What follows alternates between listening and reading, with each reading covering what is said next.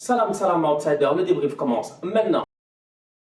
Madrid l'emporte aujourd'hui 1-0 à l'extérieur face à Vallecano. Franchement, je suis désolé, mais force est de constater que cette équipe de Carlo Ancelotti là ne se gère pas depuis le début de l'année 2022. Elle ne se gère pas, elle est insuffisante. En termes de football, elle est capable de nous donner plus, de nous montrer plus. Surtout quand tu vois les individualités que cet effectif-là, ils ont. Aujourd'hui, leur football est insuffisant, il n'est pas bon. Dans la forme en tant que telle, tu as envie de dire oui, c'est bien, le Real a gagné 1-0, ok. Mais non. Absolument pas, parce que le Real ne peut pas continuer, je dis bien, à tenir en ce moment, tout simplement parce que Thibaut Courtois est en train, une fois de plus, de faire une excellente saison. C'est lui, je dis, le meilleur joueur de cette équipe.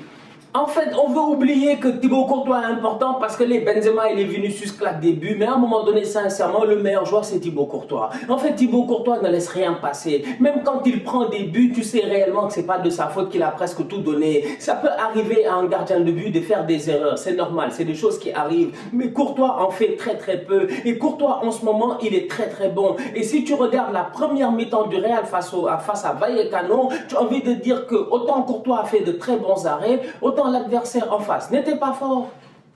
Ils n'étaient pas forts. Franchement, ils n'étaient pas forts. C'est pas comme si le Real a galéré face à une grande équipe ou une équipe qui est en train de se battre, qui est excellente et tout. Vallecano, ils sont nuls. J'ose le dire aujourd'hui parce qu'on va être très sérieux. Il y a des équipes, s'ils avaient eu les contres que Vallecano avait eu en première mi-temps, voire même en début de deuxième mi-temps, ils auraient claqué des buts. Mais Vallecano, tu peux pas aller loin avec des bébés. Franchement, le boy il s'appelle Bébé, il est numéro 10, il est apparemment brésilien, mais il est nul. Il sait pas courir.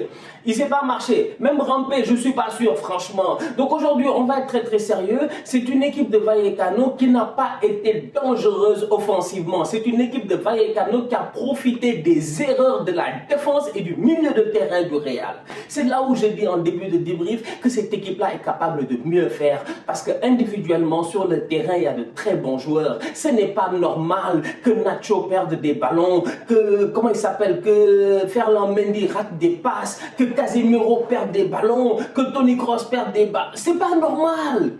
C'est pas normal. On parle pas de n'importe quel type de joueur là quand même. On parle de gars qui ont quand même presque tout gagné dans leur carrière. Et aujourd'hui, ils perdent tôt de ballons en première mi-temps. Tu comprends pas. Vallecano, ils sont incapables de concrétiser. Heureusement que Thibaut Courtois est là. Et c'est la raison pour laquelle je dis, outre le fait que les deux devant, ils se gèrent, Thibaut Courtois, à mon humble avis, jusqu'à présent, c'est le joueur le plus constant au Real Madrid. Deux autres joueurs à ne pas enlever dans la constance de cette équipe-là, c'est Karim Benzema et Vinicius. Encore une fois, ils ont sorti la performance qu'on attendait d'eux. Ils ont été décisifs au moment où ils ont réussi à trouver le chemin des buts. Ils n'ont pas déconné. Ils n'ont pas déconné et c'est passé à travers un super Karim Benzema. 19 buts cette saison, il est extraordinaire. Il est extraordinaire, Karim Benzema. Je n'arrête pas de le dire, mais j'ai l'impression que les gens veulent le prendre comme un joueur ordinaire. Ce n'est pas un joueur ordinaire, c'est un joueur extraordinaire. C'est un très grand joueur de football. C'est-à-dire que si demain on devait avoir un Hall of Fame, comme au basketball ou dans les sports US, où on devait avoir un panthéon du football, Karim Benzema mérite sa place là-bas. Parce que franchement, en termes d'attaquant, mais c'est difficile de trouver des gars aussi complets que lui. Il y en a, mais il n'y en a pas beaucoup. Tu peux les compter sur les 5 doigts de la main. Aujourd'hui, Karim Benzema, quand le match est compliqué, c'est lui qui dézone. C'est lui qui dézone un tout petit peu pour venir dans la création. Il est capable de le faire. J'ai eu l'occasion de le dire. C'est-à-dire que Benzema, c'est pas un 9, c'est pas un 10, mais en lui, je dis, dans ses veines, il y a le numérodisme. Il y a le numérodisme. Personne ne sait ce que c'est. Moi-même, je ne sais pas ce que c'est, mais je sais que c'est un mix entre 9, 10. C'est quelque chose d'extraordinaire. Ça s'appelle Karim Benzema. Aujourd'hui, il joue en 1-2. Il joue en 1-2 avec Vinicius. Et même quand je dis 1-2, c'est là où j'ai envie de saluer l'intelligence de Vinicius. Parce que Vinicius aurait pu frapper. Il aurait pu frapper comme un tocard.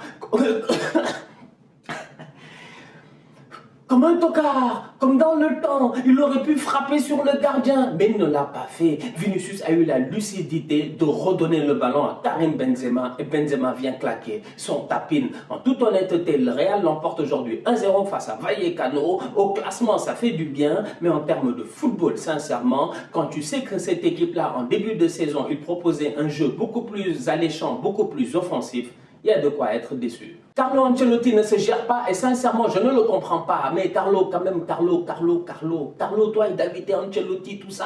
En début de saison, on était d'accord. On était là, ouais, Ancelotti est en train de gérer. Mais en ce moment, il y a quelques petites choses qui nous font dire que Carlo, quand même, il y a des choix qu'on ne comprend pas. Dans quelques jours, tu dois jouer le Paris Saint-Germain. Si je ne me trompe pas, dans moins de 2 semaines, on sait tous que Casemiro et Ferland Mendy sont suspendus pour ces matchs-là. Donc, du coup, j'espère vivement que Nacho va prendre ses marques en défense centrale à côté de Militao et que Alaba va jouer latéral gauche parce que sinon, sincèrement, je suis désolé, les carottes sont cuites au niveau du Real. D'un autre côté, Casemiro ne jouera pas le match face au Paris Saint-Germain. Donc, du coup, en toute honnêteté, à 2 semaines de ce match-là, même moins de 2 semaines, que fait Valverde sur le banc?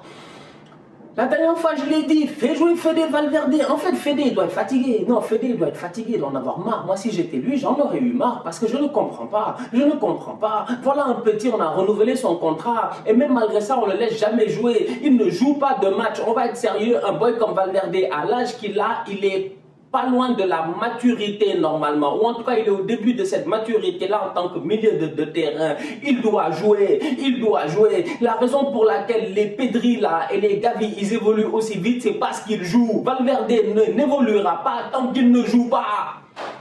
Ça, c'est une réalité, franchement. Casemiro, il est là à part faire des fautes. Ok, il a failli marquer un but, d'accord, mais il était hors jeu. Mais à part faire des fautes, j'ai dit, Casemiro, en toute honnêteté, il apporte quoi concrètement en ce moment? Qu'est-ce qui fait que Casemiro ne peut pas s'asseoir sur le banc pendant 10 jours pour que Fede Valverde puisse enchaîner 2-3 matchs afin qu'il soit prêt face au Paris Saint-Germain? Je ne comprends pas. D'autant plus que Valverde, sa rentrée aujourd'hui face à Vallecano, elle est très très bien. Il récupère des ballons, il ratisse très large et au-delà de ça, il a la lucidité à un moment donné de donner un super ballon direct, j'ai dit, à Luka Modric. Heureusement que, malheureusement, même on peut dire, ou heureusement pour le Rayo Vallecano, Modric était hors jeu et en plus ça, il touche le poteau.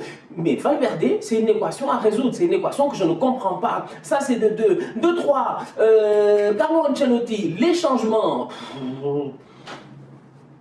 Mais fais des changements. Moi, je comprends pas. Franchement. C'est-à-dire que l'autre boy là, il est là. Comment il s'appelle? Asensio. Asensio, lui, je vous l'ai dit la dernière fois, son level, pour moi, son niveau est insuffisant par rapport au Real Madrid. On peut discuter jusqu'à demain. C'est un boy qui porte le maillot du Real. On n'y peut absolument rien. Mais son niveau est insuffisant. Il est under the level par rapport au statut du Real Madrid. Un joueur du Real Madrid doit être capable quand même, s'il vous plaît, si tu es ailier, d'éliminer un 1 contre 1. Asensio, il faut lui donner un ballon dans la profondeur, un ballon dans l'espace, qu'il ait le temps de s'ajuster pour qu'il soit dangereux. C'est pas normal. C'est pas normal. En première mi-temps, c'est vrai que la connexion Asensio-Carvajal, elle marche à la perfection. Mais la finition n'est pas là. Franchement, au-delà de cela, tous les ballons que tu lui donnes, il essaie de frapper. Il réfléchit même pas. À un moment donné, il part sur le côté, parce qu'il était du côté droit, il part sur le côté gauche, il essaie de frapper. Pourquoi tu frappes? Mais fais un crochet, laisse le gars partir, regarde tes options. Il a directement essayé de frapper. Il ne réfléchit pas beaucoup. Tout son problème, c'est trouver l'angle de frappe, frapper. Parce que frapper, il sait faire. Frapper, il maîtrise. Mais le reste, sincèrement, ça reste. Ça reste. Donc du coup aujourd'hui offensivement, encore une fois, Benzema, Vinicius, c'est les deux qui font la paire. Sinon le reste, ils sont là, ils sont débrouillards, ils courent beaucoup, mais c'est faible. Franchement, je suis désolé quoi. On parle du Real là, on s'attend à beaucoup mieux. Moi je m'attends à ce que le Real il vienne, il tape Vallecano, il passe à autre chose. Mais le Real ces derniers temps là, c'est compliqué. Franchement c'est compliqué, mais au moins ça gagne. Ça, c'est positif. Les changements de Carlo Ancelotti sont aussi très tard. Je comprends pas. 88e minute, c'est là où les Camavinga, les Dani Ceballos, ils rentrent. En fait, Camavinga, en rentrant 2 minutes par match depuis le début de l'année, il va apprendre quoi? Il va évoluer comment? C'est-à-dire que Carlo, lui aussi, quand même, de temps en temps, il faut lui parler. Eden Hazard, ces derniers temps, il avait joué un tout petit peu. Eden Hazard n'est pas blessé. Mais pourquoi ne rentre-t-il pas à un moment donné? Moi, je comprends pas. Peut-être que nous, parce qu'on n'est pas à l'entraînement, on voit pas. Peut-être que Hazard n'a aucun impact à l'entraînement. Peut-être qu'il ne se donne pas à l'entraînement. Il doit avoir une raison pour laquelle Hazard ne rentre. Le Real a besoin de marquer. Le Real est en galère offensivement. Et Eden Hazard reste sur le banc derrière le coach comme ça. C'est pas pas sérieux. C'est pas sérieux. Donc c'est soit Hazard qui n'est pas sérieux, soit c'est Ancelotti qui n'est pas sérieux, soit c'est nous les tocards. En tout cas, une chose est certaine, c'est que là-bas, il y a un point d'interrogation qui est grand comme, je ne sais pas comment l'expliquer, qui est grand comme la terre. Il y a un gros point d'interrogation. Je veux comprendre en fait. Les boys offensifs là du Real, ils servent à quoi? Les Rodrigo, les Asensio. En fait, le Real en ce moment roule sur 3 joueurs. Il roule sur 3 joueurs. Et que Dieu fasse qu'un des 3 ne se blesse pas. Et la dernière fois quand Benzema s'est blessé, on a vu quand il est revenu face au Real que le temps qu'il prenne le rythme, ça a été compliqué. Donc du coup, tu ne peux pas finir ta saison qu'avec 3 joueurs, en sachant que sur le banc, quand même, tu as des boys qui ne sont pas forcément des tocards. Ah Carlo, franchement, je suis désolé, mais gère-toi. Le Rayo Vallecano aurait pu faire 0-0 aujourd'hui face au Real Madrid. Et s'ils avaient fait 0-0 aujourd'hui face au Real Madrid, ça aurait été d'une part à cause de l'inefficacité offensive des joueurs du Real et d'autre part à cause du fils de Zidane. En fait, Lucas, franchement, Lucas, il se fout de qui? Mais Lucas, c'est qui l'a invité? Lucas est venu sortir une top performance face au Real aujourd'hui. Il était là à faire des arrêts à gauche et à droite. Tout ce que tu frappes, tout ce qu'il peut arrêter, il était là, tête à bout portant de Benzema sur une superbe combinaison de coups de pied arrêtés du Real. J'avais l'impression que c'était Burnley. Mais bref, le Real a fait une superbe combinaison. Tac, tac, un triangle. La tête vient Benzema. Mais tout ce qu'il a, Zidane, il vient faire l'arrêt. Sincèrement, je me suis dit là-bas que si j'étais Benzema, j'allais lui dire, je vais appeler ton père. Je vais appeler ton père, gère-toi. Franchement, gère-toi. Lucas Zidane, top performance de sa part aujourd'hui. Ça fait longtemps que je ne l'avais pas vu jouer. Et sincèrement, il s'est très bien géré. Bravo à lui. Prochain adversaire du Real, ce sera face à la Sociedad. On s'attend à avoir un Carlo Ancelotti qui se gère avant la réception du Paris Saint-Germain. Je dis bien, la Sociedad est une équipe qui en ce moment se bat pour essayer peut-être de se qualifier en Europe. En tout cas, c'est une équipe qui avait fait un excellent début de saison. Cette équipe-là peut challenger le Real Madrid. Et le Real Madrid devra, je dis, en termes d'échauffement, parce que c'est un échauffement à la Sociedad, avant de jouer le Paris Saint-Germain, match décisif en Ligue des Champions, le Real de Carlo Ancelotti devra faire beaucoup mieux. Donc je m'attends face à la Sociedad que Carlo nous montre un tout petit peu ce qu'il va faire face au PSG, sans Casemiro et sans Ferland Mendy. La famille, on se capte très bientôt pour un nouveau débrief. D'ici là, on continue à liker, on continue à partager, on s'abonne, on est ensemble, on reste en santé. Tous outsiders.